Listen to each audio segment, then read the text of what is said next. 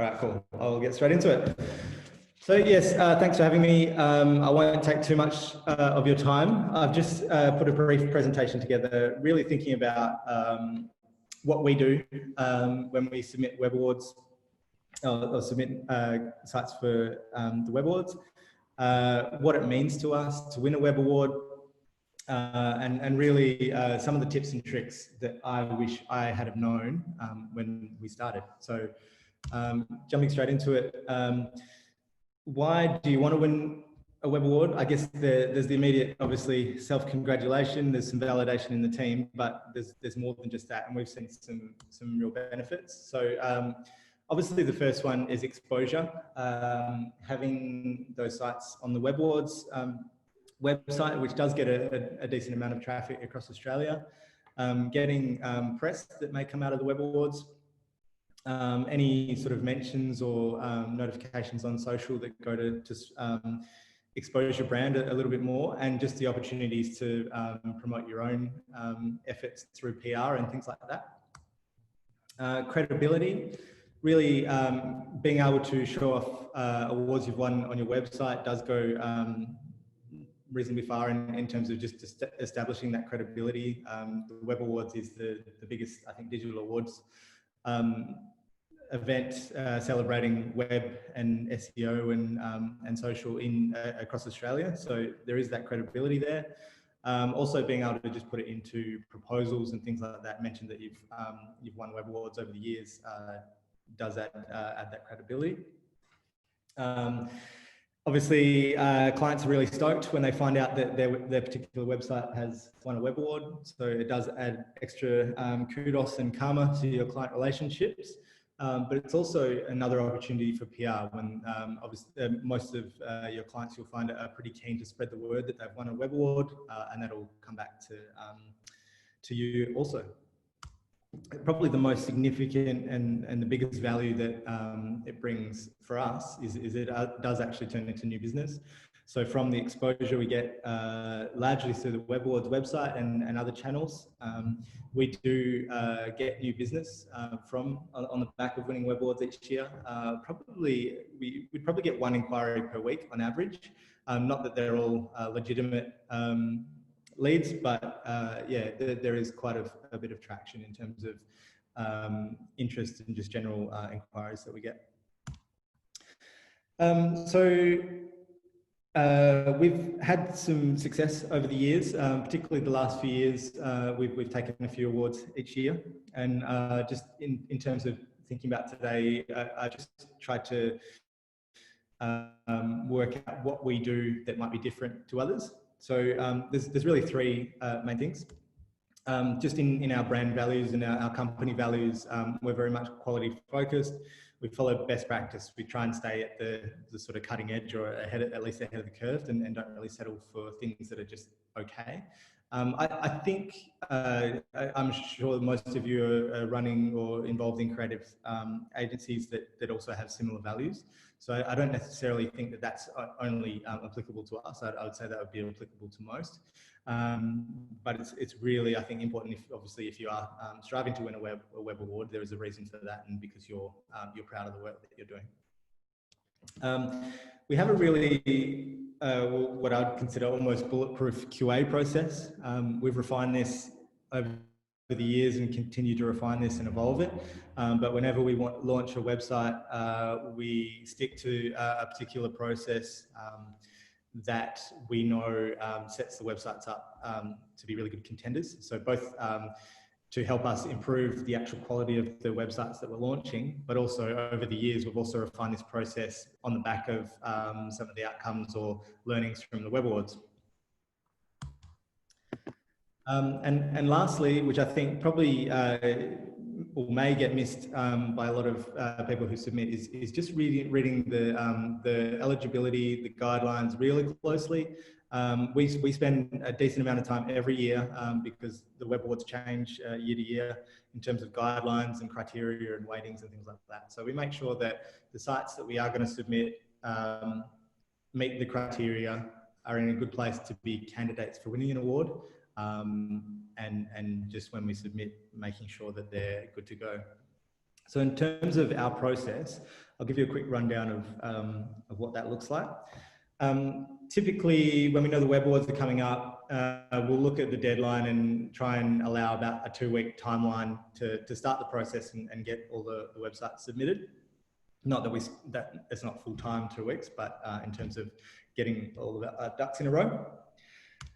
So the first thing is pretty obvious. We basically just go through all of the websites we launched for the eligibility period for that year. So last year, as an example, I think we launched about 22 websites over the year. And then we would go through just get a feel for which sites we're most proud of, but also which sites fit the mold. So there might be a really standout site that you've built, you're really proud of it, you think it deserves all the awards, but maybe it's a one-page website that has a really awesome design, but there's not that much there that's technical, or maybe it doesn't meet accessibility.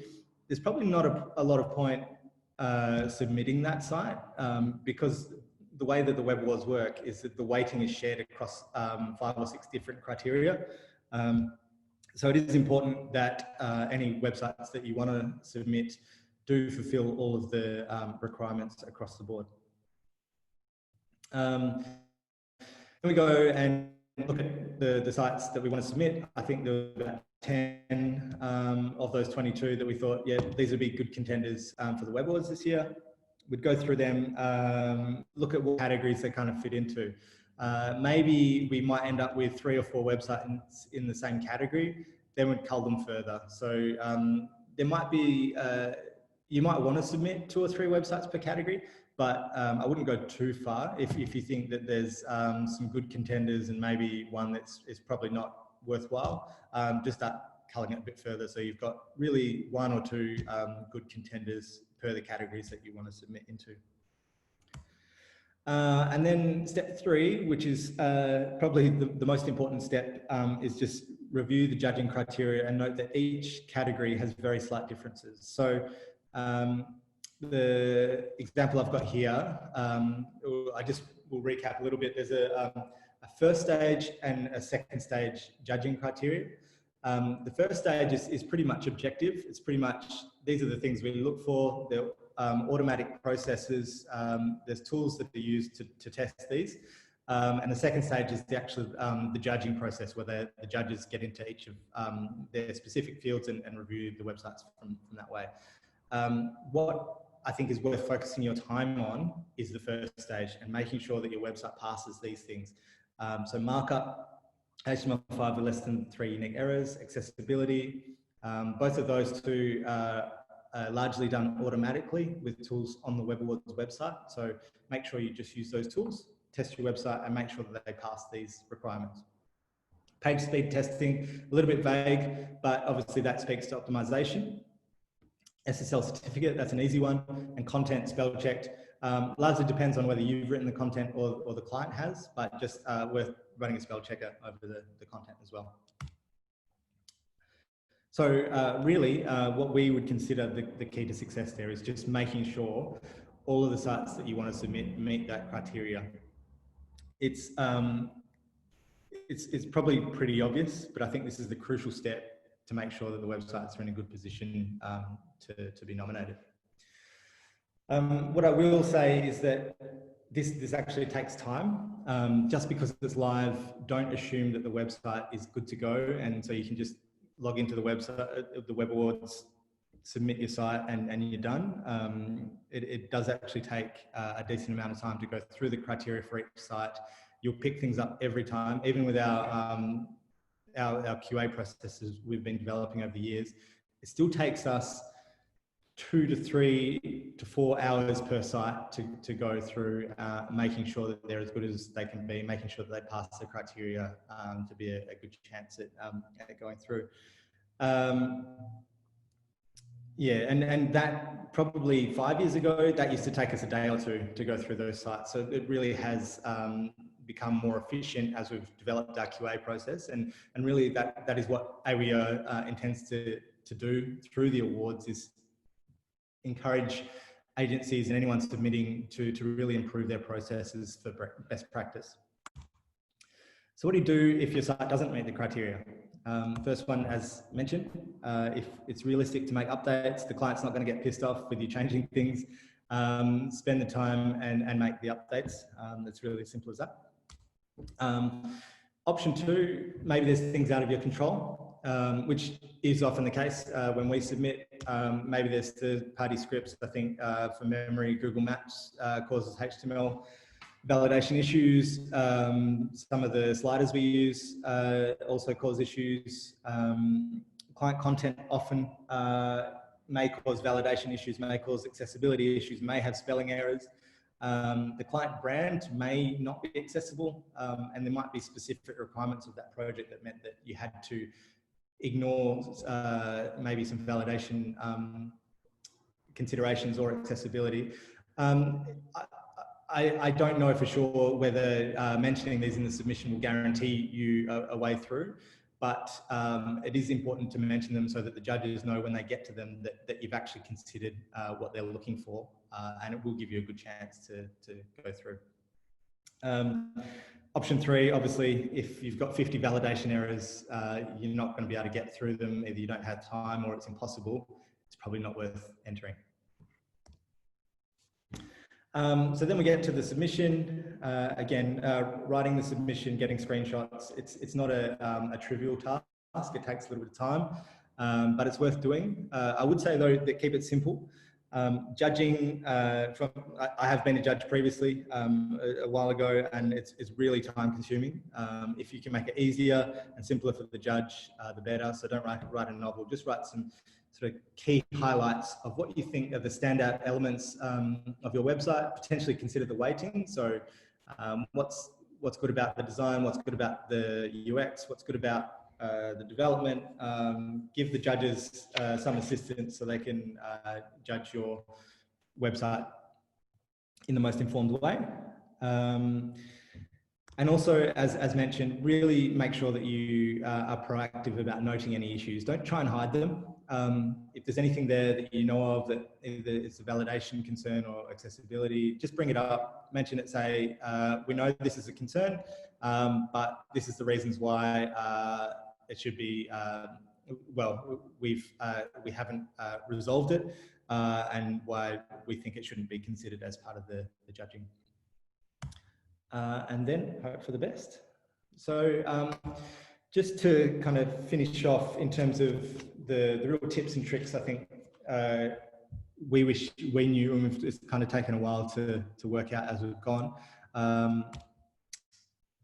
The first one, as mentioned, use the same tools the judges use. There is quite significant discrepancies between different validation tools and also accessibility tools, probably more so.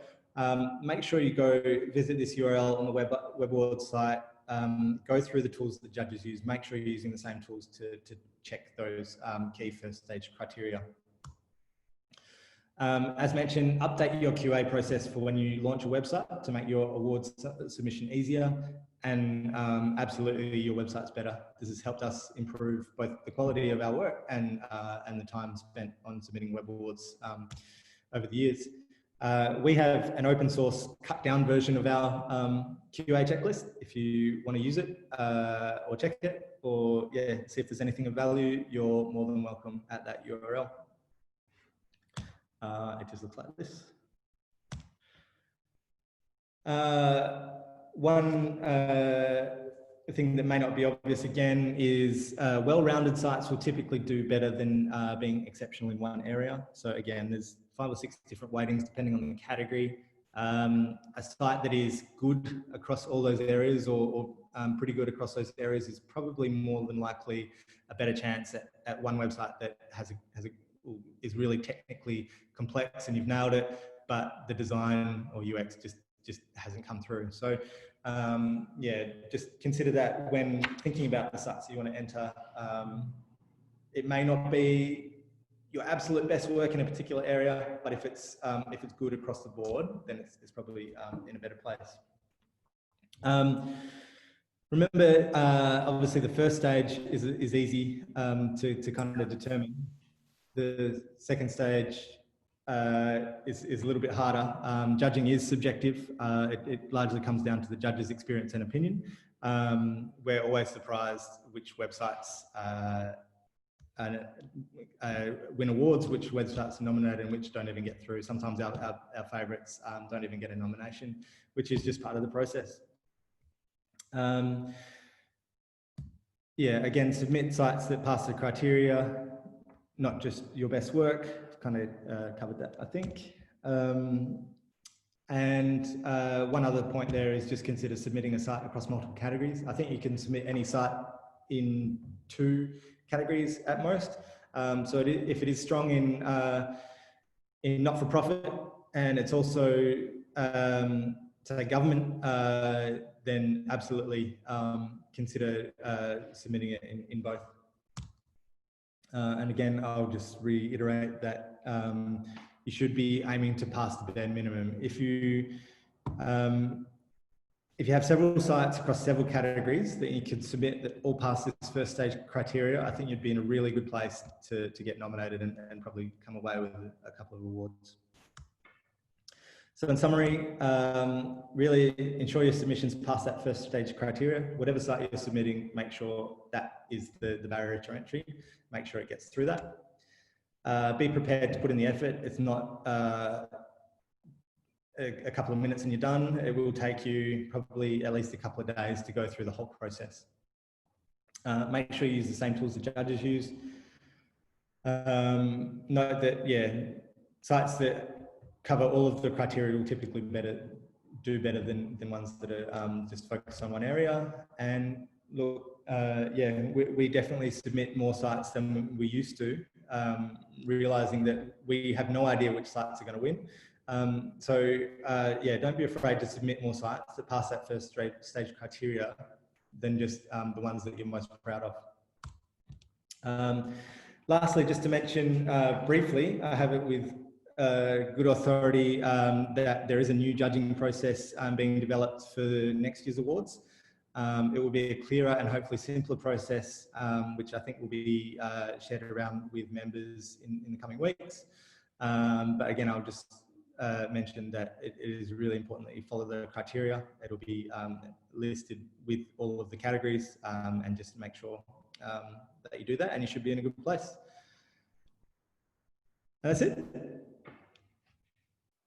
Thanks, Jay. And there's your GIF. Nice ending. If anybody has any questions, please add them to the chat. Don't use your microphone, only because it's harder to control. While we're waiting to see if anybody has any questions, Jay, I do have a quick question. Around your QA process, what has been one of the key changes you've made over the years that has had a big impact on that? Are you able to share that or not? Yeah, probably accessibility would be the big one. That's definitely where we were lacking probably 4 or 5 years ago. Just knowing, going through the process of using the Wave accessibility validator across all of our websites that we're going to submit, and seeing the common issues that come up time and time again. We've built those into our QA checklist to make that standardized, to improve our just general approach to accessibility across the board, and that to really reduce the time we spend on updating sites where there's any accessibility concerns. Excellent, thanks, Jay. Another quick question from Richard. Which award were you the most proud of? Good question. Probably, I mean, this year was a funny one because there was no event, but taking out the McFarlane Prize for National Breast Cancer Foundation meant a lot.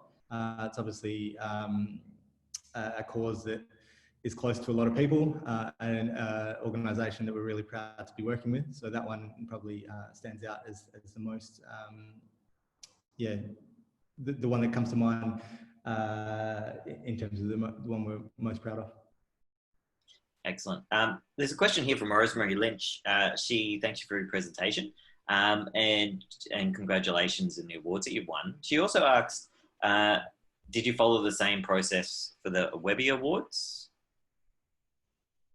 No, actually, the Webby Awards is very different. I think, and the criteria that they judge is quite different as well. I think they really look at it from which websites are kind of leading the pack in terms of design UX and technology. And their submission process is really just tell us the URL, tell us the category, and submit. So it's a little bit vague in terms of how they actually judge the projects there, but it is really from that side of things, we look at which ones are our best and most interesting work, and potentially even look at which categories are a little bit left of field that we could get a site into that may not get a lot of entries, and submit to those. Excellent.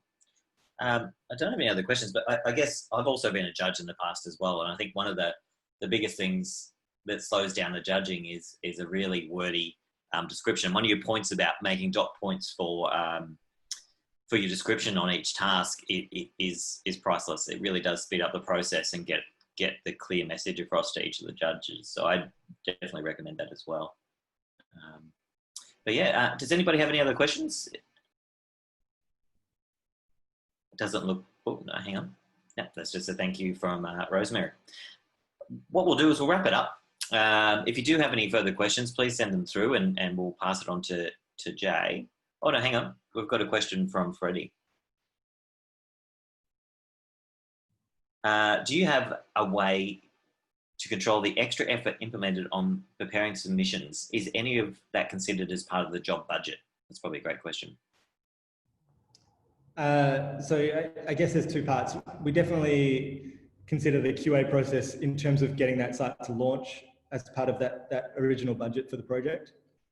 So the things that we do to improve the site, making sure it's in the best possible position to launch. And as I mentioned, a few of those, or quite a few of those, have come up off the back of Web Awards submissions.